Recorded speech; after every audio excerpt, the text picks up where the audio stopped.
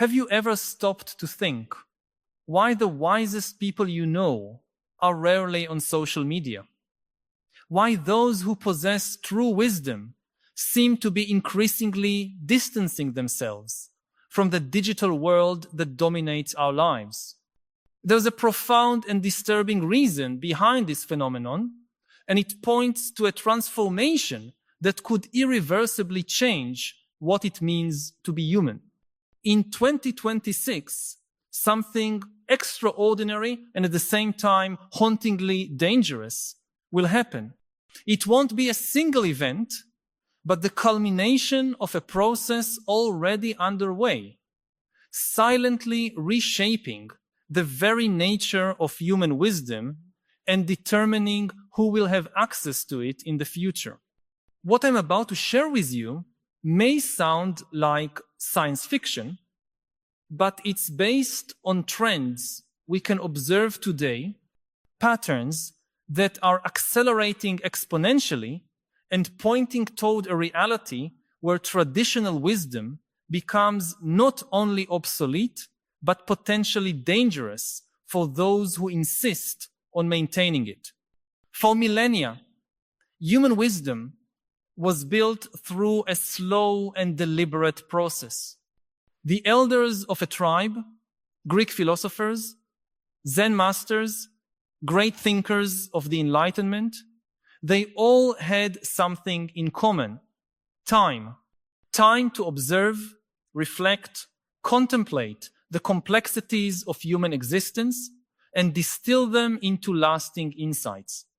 Wisdom was like wine that matured with years, gaining depth and nuance through accumulated experience and careful reflection. Aristotle spent decades developing his ethics. Confucius dedicated a lifetime to refining his teachings on social harmony. Buddha meditated for years before achieving the enlightenment that would transform human understanding of suffering and liberation. This traditional wisdom had specific characteristics that differentiated it from mere knowledge.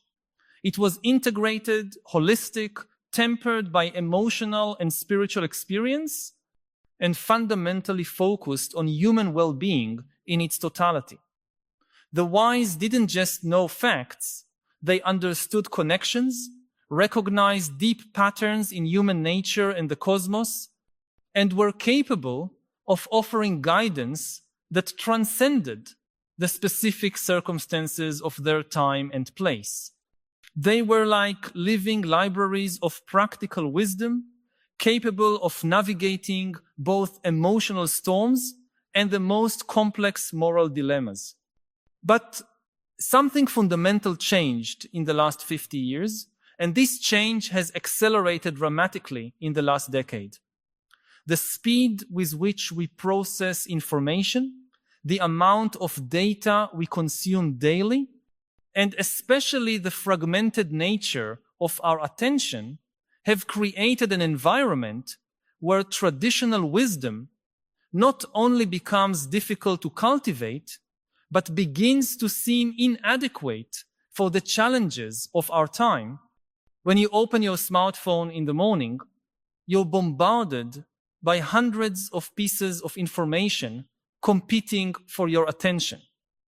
News of global crises, updates from friends, new scientific studies, market trends, weather forecasts, political controversies.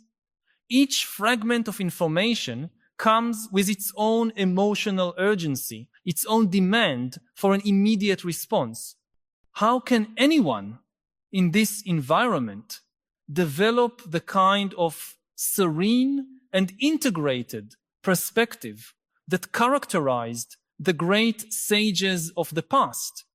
How can anyone find time for deep contemplation when every free moment is filled with digital stimuli that have been specifically designed to capture and maintain our attention? The unsettling answer is that they cannot. And this is not an accident. It's the result of a system that transforms our attention capacity into a valuable commodity, measured in clicks, views, and engagement time. What we're witnessing, then, is not just a change in how we access information, but a fundamental transformation in the very nature of human cognition.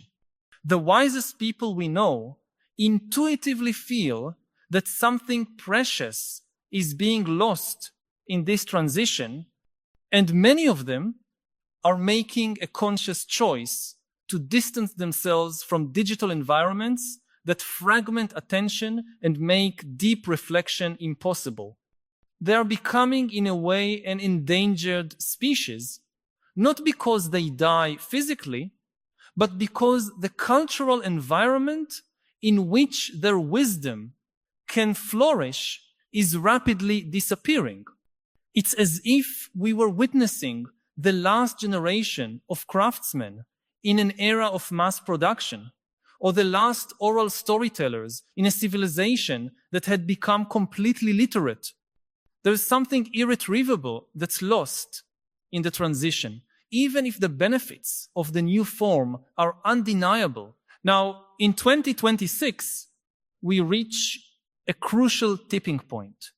This is the year when artificial intelligence systems reach a level of sophistication that makes them not only capable of processing information at superhuman speed, but also of synthesizing insights that rival traditional human wisdom. But there's a fundamental difference between artificial wisdom and human wisdom, a difference that could determine the future of our species. Artificial intelligence can analyze trillions of data points, identify patterns invisible to the human eye, and offer solutions to complex problems in seconds. It can predict market trends, diagnose diseases, optimize urban logistics, and even create art that moves people emotionally. But what it cannot do is experience human life from within. It cannot feel the weight of mortality, the joy of love, the anguish of loss, the satisfaction of personal growth through suffering. It cannot understand what it means to be vulnerable, finite, full of contradictions, and yet capable of extraordinary moments of transcendence. And here we arrive at the central paradox of our era. At the moment when we most need genuinely human wisdom to navigate the challenges of an increasingly complex and technological world, we are creating conditions that make this wisdom increasingly rare and difficult to develop. People who possess this wisdom feel like strangers in their own culture, speaking a language that fewer and fewer people understand or value. They withdraw not out of arrogance or elitism, but because they recognize that their form of knowledge cannot compete in speed or apparent efficiency with the algorithmic systems that increasingly dominate our decisions, from what we buy to whom we relate to, from how we invest our money to how we understand complex political issues.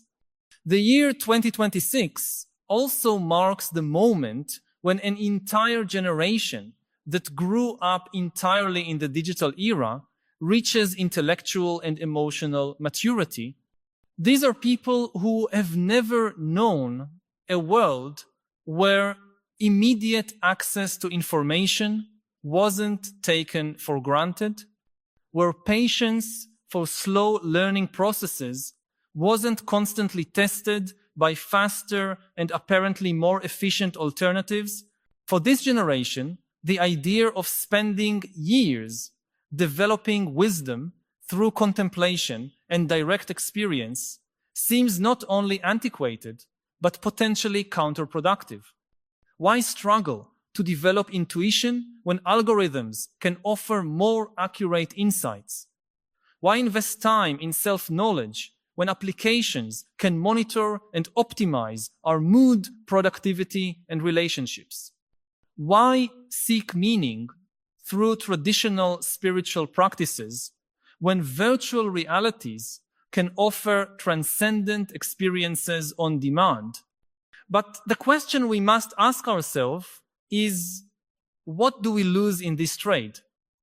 And more importantly, is what we lose truly replaceable?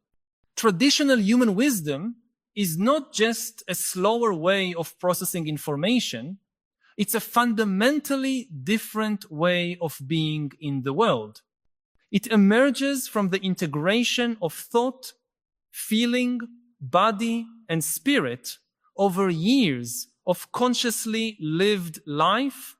It includes the capacity to tolerate contradictions, to live with uncertainty, to find meaning amid absurdity, to maintain hope in the face of despair.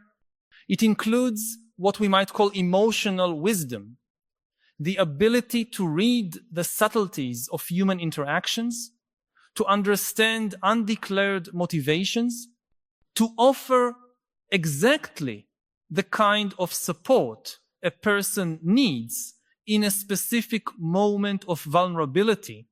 Let me pause for a moment to ask you directly, have you felt this tension in your own life?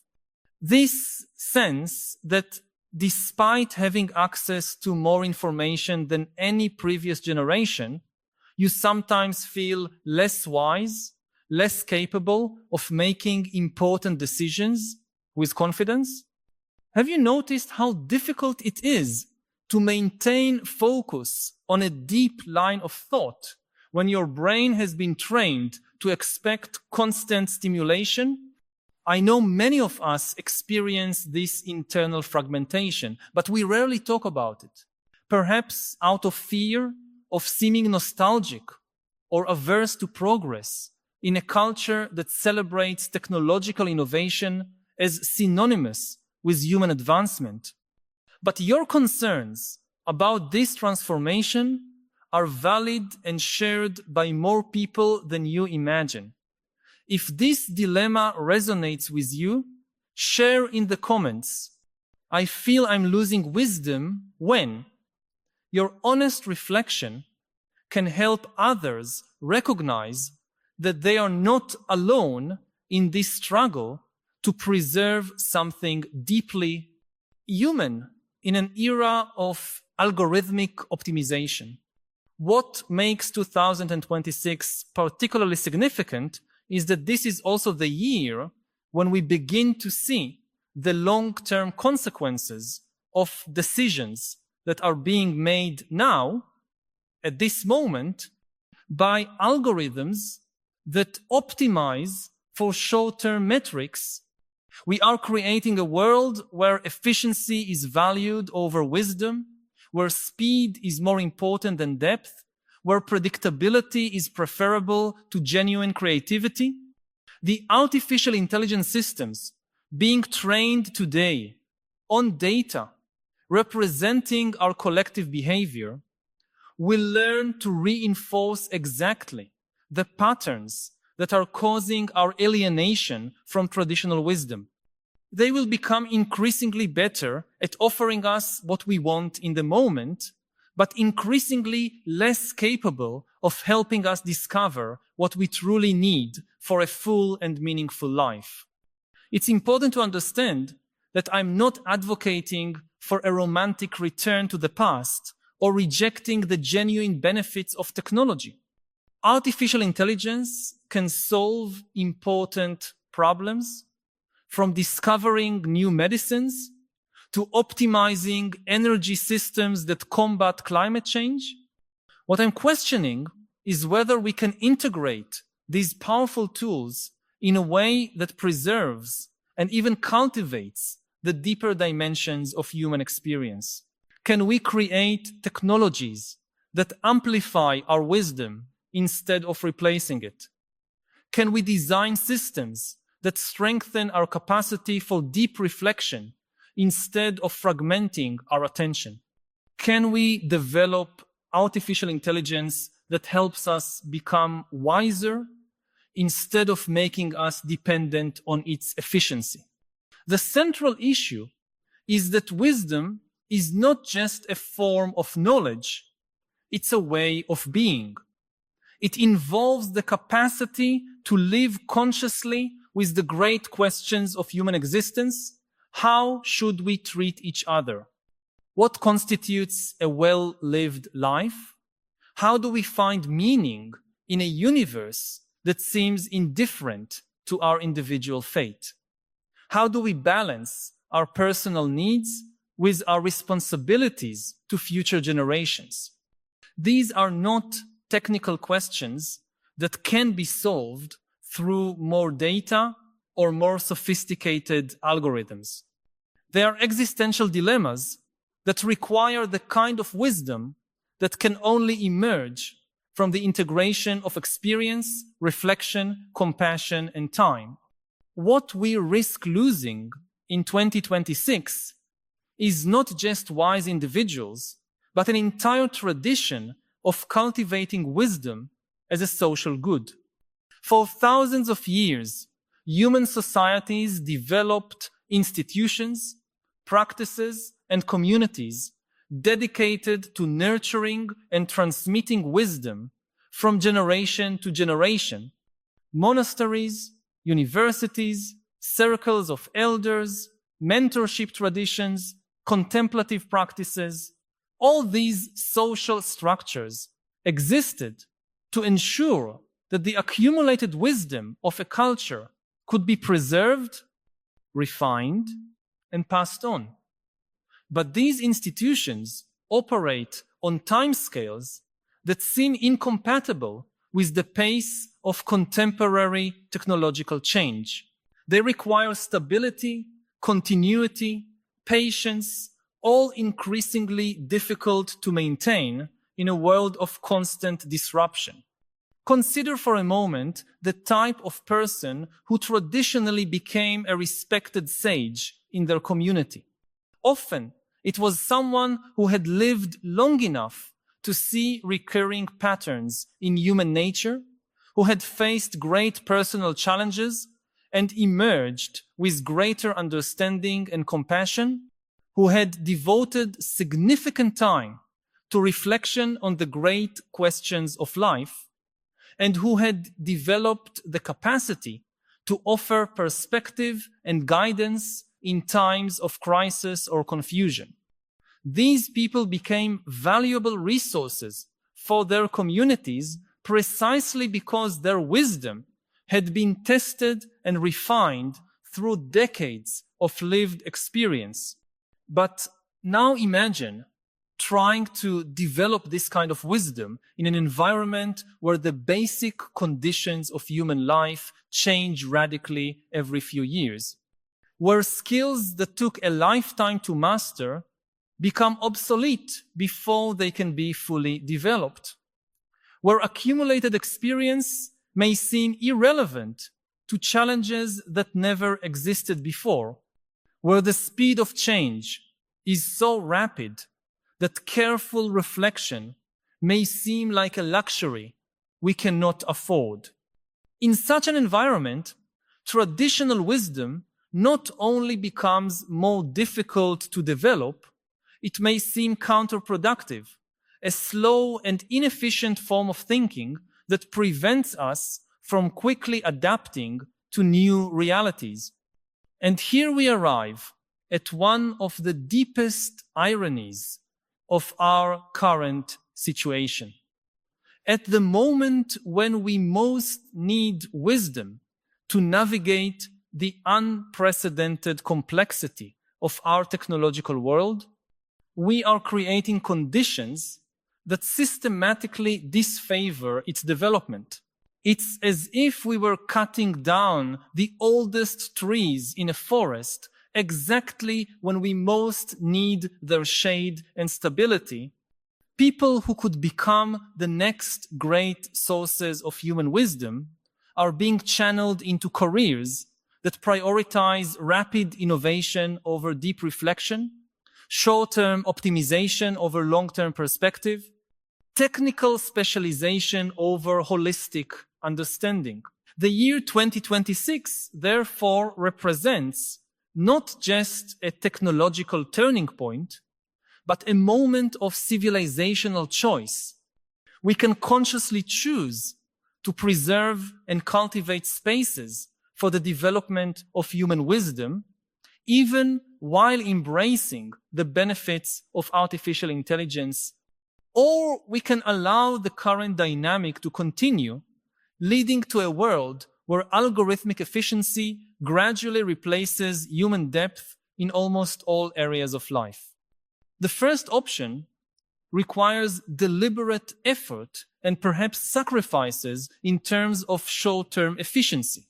The second option is the path of least resistance, but may lead us to a future where we lose something essential about what it means to be human. So what can we do? How can we navigate this transition in a way that preserves the best of both worlds? First, we need to recognize that cultivating wisdom in our era requires deliberate and perhaps countercultural strategies. This may mean creating regular periods of time without digital technology, not as an escape from modernity, but as an investment in the kind of deep reflection that wisdom requires. It may mean actively seeking mentors and communities that value long-term perspective over immediate gratification. It may mean choosing careers and lifestyles that offer space for inner growth, even if it means sacrificing some efficiency or financial income. More importantly, we need to begin recognizing and valuing wisdom wherever we find it. This means paying attention to the voices of older people who have lived through multiple technological and social transformations. It means valuing teachers, therapists, artists, and other professionals whose work involves deep understanding of human nature. It means creating spaces in our organizations and communities for the kind of slow and careful reflection that can lead to genuine insights about complex challenges. We also need to rethink how we use technology so that it amplifies our humanity instead of replacing it. This may mean using artificial intelligence tools to handle routine tasks, thus freeing up more time for activities that require genuinely human wisdom.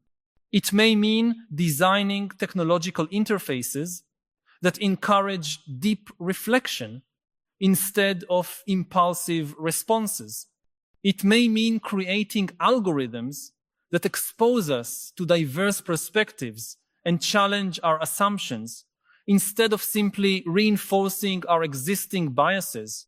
But perhaps the most important change we need to make is internal. We need to cultivate what we might call contemplative resistance, the ability to maintain space for deep reflection, even amid the accelerated pace of modern life. This doesn't mean rejecting the contemporary world, but rather developing the inner discipline necessary to navigate its complexities without losing touch with our deeper dimensions. It means learning to tolerate the anxiety that comes from not having immediate answers to all questions and using that tolerance as fuel for deeper investigation.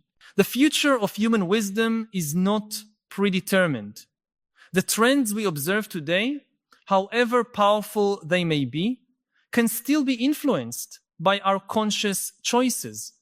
But these choices need to be made now, while we still have people alive who carry deep traditions of human wisdom and can serve as bridges to the future. If we wait too long, we risk creating a cultural vacuum where algorithmic efficiency fills the space that should be occupied by deep human understanding. 2026 may be remembered as the year we began to lose touch with some of the deepest dimensions of human experience. Or it may be remembered as the year we consciously chose to integrate our growing technological capabilities with a renewed appreciation for traditional human wisdom.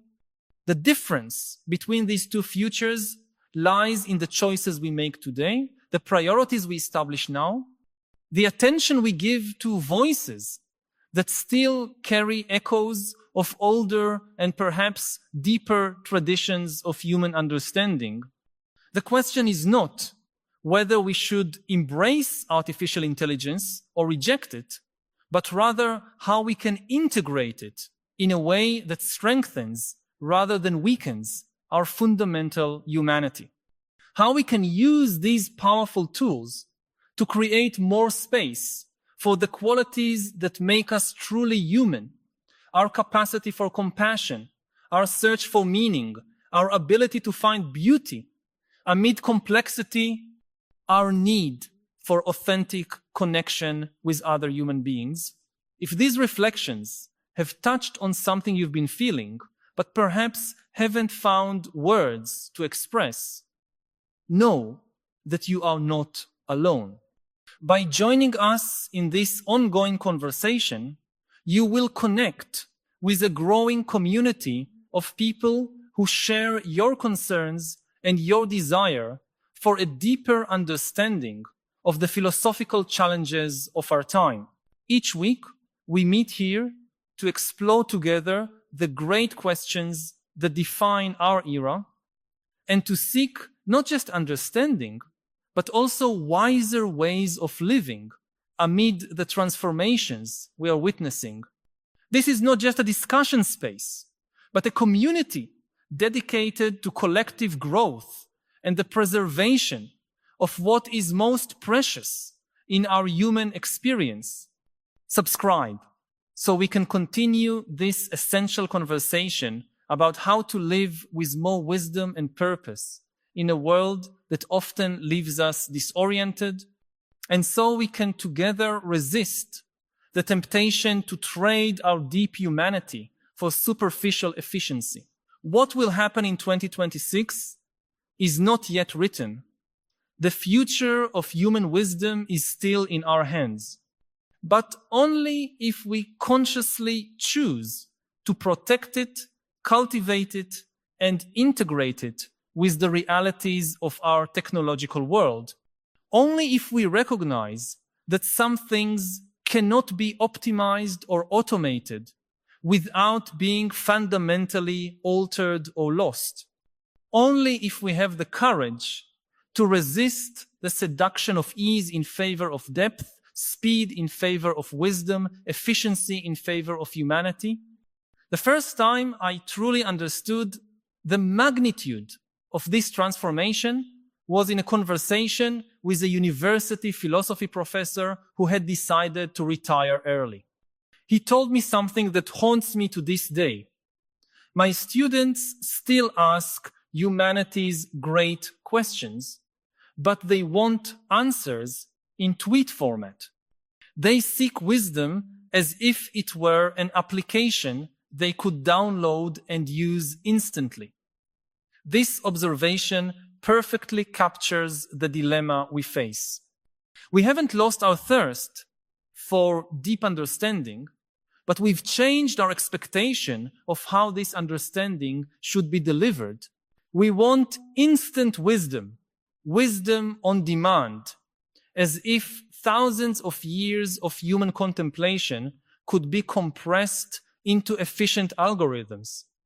And what's most disturbing is that in many ways, this compression actually works. Today's artificial intelligence systems can offer advice that is statistically more effective than what most human counselors would provide. They can analyze millions of successful relationships to suggest how to improve yours. They can examine career patterns of people similar to you to recommend professional paths.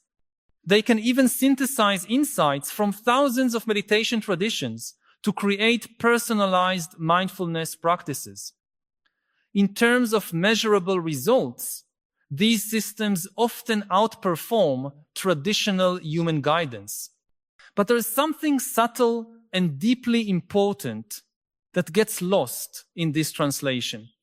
When an algorithm tells me how to improve my relationship, it's operating based on statistical patterns. When a human sage offers the same guidance, they're speaking from a place of lived understanding, of experience with vulnerability, love, loss, and healing. The difference isn't just in the quality of the advice, but in the quality of human connection that accompanies that advice. It's the difference between receiving an accurate map and having someone who has already traveled through that territory walking alongside you. This distinction becomes even more critical when we consider the types of challenges we will face in the coming decades. Climate change, economic transformation driven by automation, ethical questions around genetic manipulation, the possibility of contact with extraterrestrial intelligence, all these challenges require more than efficient technical solutions. They demand wisdom about how to navigate existential uncertainty, how to make decisions amid incomplete information, how to maintain hope and purpose when confronted with the possibility of fundamental transformation of everything we consider normal. Algorithms can calculate the probability of different scenarios, can optimize resources to maximize survival, can even simulate the consequences of different political and social choices, but they cannot answer the fundamental question, was it worth it? They cannot evaluate whether a technologically optimized but spiritually impoverished life represents genuine progress or a sophisticated type of decline. They cannot weigh the value of efficiency against the value of beauty, productivity against contemplation, digital connectivity against creative solitude. And it's exactly this capacity to make deep qualitative evaluations that characterizes traditional human wisdom. A true sage is not someone who has all the answers, but someone who has asked the right questions long enough to develop intuition about what kinds of answers are worth seeking. They understand that not all problems need to be solved, that some tensions should be embraced rather than eliminated, that certain forms of suffering are essential for growth, and that not all efficiency represents genuine progress. Consider, for example, the question of aging. Modern medical technology offers growing possibilities of significantly extending human life, perhaps eventually eliminating aging completely. From the perspective of algorithmic optimization, this seems obviously desirable. More life is better than less life. Health is better than disease. Prolonged youth is better than physical deterioration. But a sage who has deeply contemplated the nature of human existence might ask different questions. What do we lose when we remove finitude from human experience? How does awareness of mortality affect our sense of meaning and urgency? What kinds of wisdom can only emerge from the process of aging and growing proximity to our own finitude? These are not technical questions, but inquiries about what constitutes a truly human life.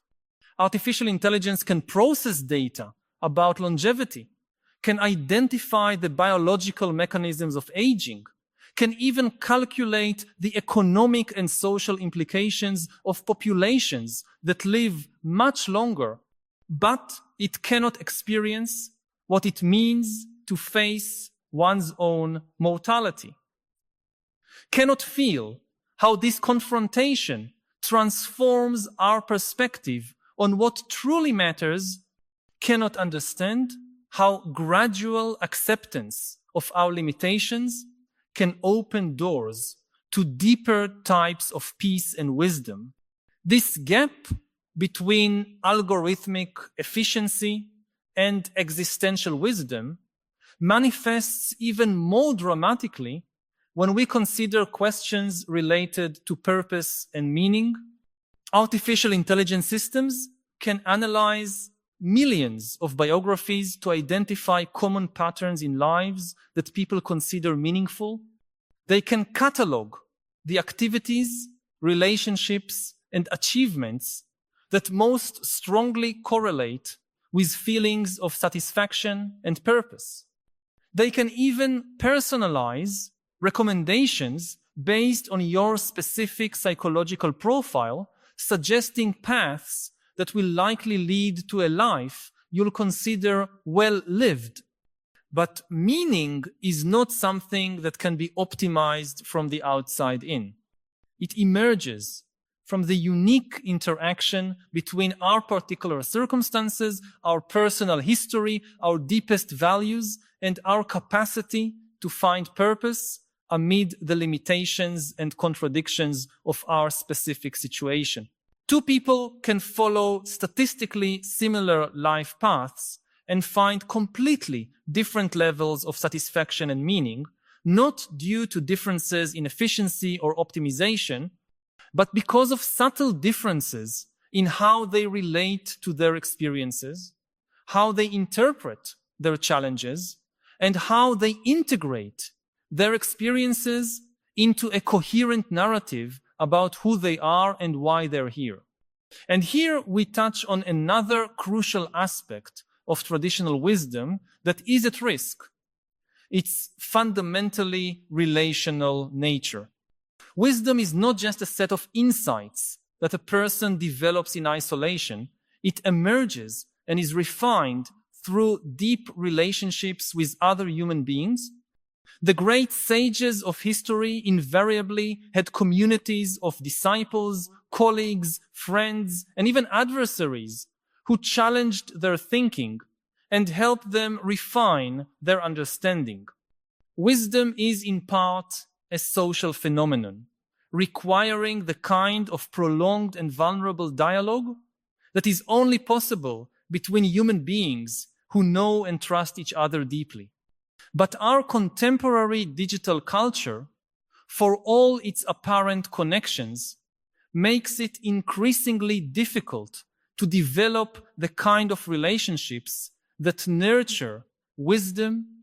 Our online interactions are often superficial and performative, designed to impress a broad audience rather than cultivate deep mutual understanding. Even our personal connections are increasingly mediated by technologies that prioritize convenience and efficiency over intimacy and vulnerability. It's difficult to develop relational wisdom when most of our important interactions happen through screens, texts, and interfaces that filter out the subtleties of human communication. The result is that many people, especially younger ones, may become technically skilled at navigating complex systems, but emotionally inexperienced in navigating the complexities of deep human relationships. They may learn to optimize their dating profiles, but struggle to develop the patience and vulnerability necessary to build lasting love. They may master professional productivity metrics, but have difficulty cultivating the kind of trust and communication that makes teamwork genuinely satisfying and effective. This erosion of relational wisdom has implications that go far beyond personal life. Many of the greatest challenges we face as a society, from political polarization to mental health crises, from economic inequality to climate change, require types of cooperation that are only possible when people have developed the capacity to trust each other, to communicate across deep differences, to work together even when they have divergent perspectives on important issues. But these capacities, in turn, depend on the kind of emotional and social wisdom that traditionally develops through years of deep and committed relationships. When we begin to delegate more and more of our decision-making to algorithms, when we allow automated systems to mediate a growing proportion of our social interactions, we risk not only losing individual wisdom, but eroding the foundations of collective wisdom that makes large-scale human cooperation possible. Looking toward 2026, we see not just a moment of technological advancement, but a cultural inflection point where we must consciously choose what kind of society we want to be. Do we want a society where algorithmic efficiency gradually replaces human judgment in more and more areas of life? Or do we want a society that uses technology to amplify and support the deepest human capacities, including our capacity for wisdom, compassion, and authentic connection? The first option offers us obvious and measurable benefits: more efficient systems, fewer human errors, resource optimization, perhaps even reduction of conflicts and suffering. But it also offers us something more subtle and potentially more dangerous: the gradual diminishment of our capacity to navigate ambiguity, tolerate uncertainty, and find meaning amid the irreducible contradictions of human existence. It's a future where we may become increasingly dependent on external systems to make decisions that traditionally required inner wisdom. The second option is more difficult to implement and may require sacrifices in terms of short-term efficiency, but it offers the possibility of a future where technology amplifies our humanity instead of replacing it, where we become wiser instead of simply more efficient, where we develop greater capacity for authentic connection instead of simply more digital connectivity. To navigate toward this second future, we need to start by recognizing that cultivating wisdom in our era requires deliberate and perhaps countercultural strategies. It's not sufficient to simply expect that wisdom will emerge naturally amid the pressures and distractions of our contemporary culture. We need to intentionally create spaces and practices that nurture the kind of deep reflection, vulnerable relationships, and patient contemplation that wisdom requires. This may mean establishing regular periods of time away from digital technology, not as a rejection of modernity, but as a conscious investment in the kind of mental space that allows deep insight. It may mean seeking mentors and communities that value long-term perspective over immediate gratification, that prioritize understanding over information, that cultivate wisdom over efficiency. It may mean consciously choosing careers, hobbies, and spiritual practices that offer opportunities for the kind of inner growth that wisdom requires. More fundamentally, we need to develop what we might call contemplative resistance, the ability to maintain space for deep reflection even when surrounded by demands for immediate answers. This doesn't mean becoming slow or inefficient, but rather developing the inner discipline necessary to distinguish between questions that benefit from quick analysis and questions that require deeper contemplation. It means learning to tolerate the anxiety that comes from not having immediate answers to all questions, and using that tolerance as fuel for more patient and complete investigation. We also need to fundamentally rethink how we educate future generations. Instead of focusing exclusively on technical skills that may become obsolete quickly, we need to also cultivate the enduring human capacities that become more valuable as automation expands: creativity, empathy, critical thinking, tolerance for ambiguity, the ability to find meaning and purpose even amid uncertainty and change. This doesn't mean neglecting technological education, but rather integrating it with a broader education in human wisdom. It means teaching young people not just how to use algorithms, but how to think about when to trust algorithms and when to trust their own judgment. It means helping them develop not just digital competence, but also wisdom about how technology affects their mind, their relationships, and their sense of themselves. Perhaps most importantly, we need to begin recognizing and valuing wisdom wherever we find it in our communities. This means paying attention to the voices of people who have lived through multiple technological and social transformations and developed perspective on long-term patterns that are not obvious to younger observers. It means valuing professionals whose work involves deep understanding of human nature. Therapists, teachers, artists, spiritual leaders, social workers.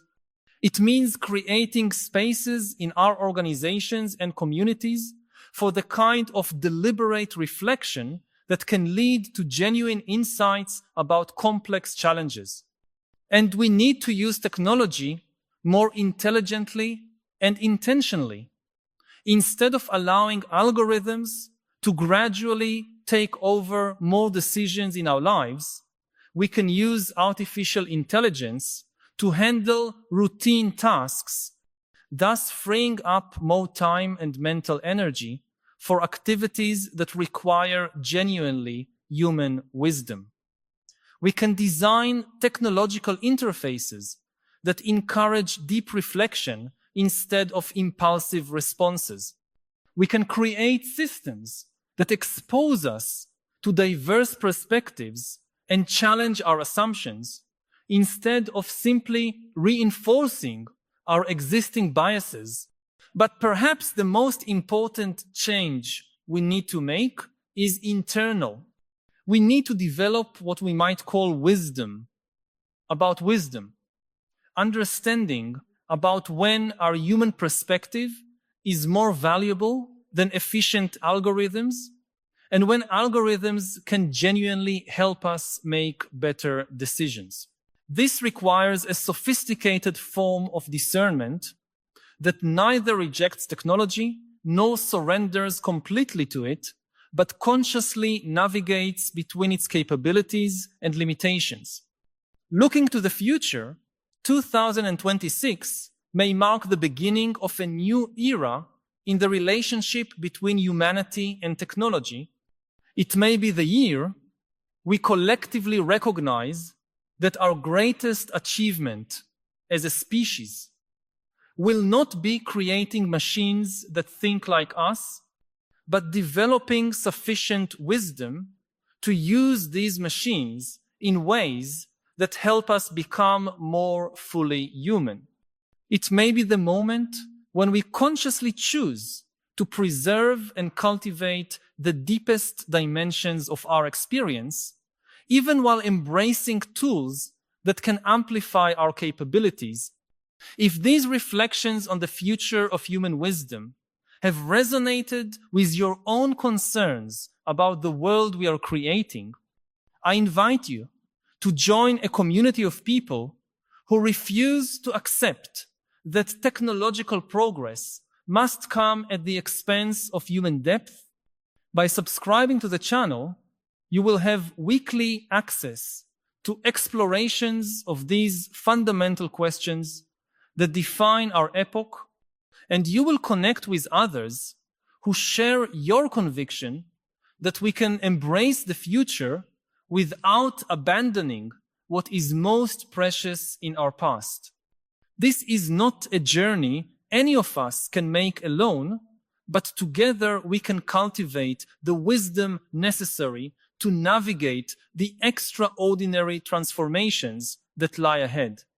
Subscribe now to continue this essential conversation about how to preserve our deepest humanity in a world of accelerating change. The future of human wisdom is not predetermined. The trends we see today can still be influenced by our conscious choices, but only if we act quickly to create spaces where traditional wisdom can flourish alongside technological innovation. The year 2026 is rapidly approaching, and with it, a choice that will define what it means to be human in the decades to come. The question is not whether we should resist or embrace technological progress, but whether we will have sufficient wisdom to guide this progress toward a future that amplifies rather than diminishes what is deepest and most valuable in human experience,